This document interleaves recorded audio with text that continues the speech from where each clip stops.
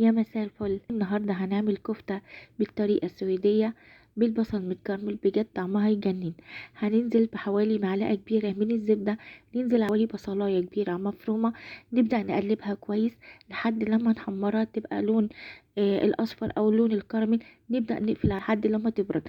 بعد كده هنجيب حوالي نص كيلو من اللحمة المفرومة، هننزل عليها بالتوابل فلفل اسود، ملح، بابريكا مدخنة او بابريكا عادية، وحوالي 3 معالق من البقسماط، رشة ملح، وكمان معلقتين كبار من اللبن، وواحدة بيضة، وكمان البصل متكرمل. بعد كده هنقلبهم وهنعجنهم بايدينا كويس جدا لحد لما يتجانسوا مع بعض وتبقى الكفتة تكون متماسكة. بعد كده هنكور متوسطة أو صغيرة على حسب الحجم اللي احنا متعودين عليه أو بنحبه. بعد كده هنسيبها بالظبط 3 دقايق في التلاجة، أو ممكن نشتغل بيها على طول. هننزل في طاسة تاني من غير مواد دهنية، نبدأ ننزل عليها بالكفتة، وبعدين هنقلب بعد 3 دقايق بالظبط علشان ما تنزلش السوائل بتاعتها وتفك مننا.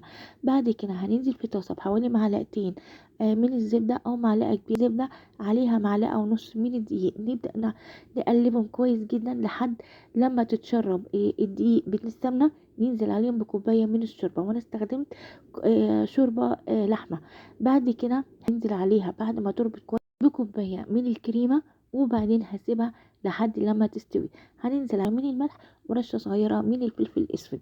بعد كده هنقلبها كويس جدا لحد لما تتقل. نبدأ ننزل عليها بالكفتة. الكفتة هتاخد بالظبط غلوة واحدة بس، وبعد كده هنطفي عليها. بس قبل ما تاخد غلوة هننزل عليها بحوالي معلقة كبيرة من الصويا صوص.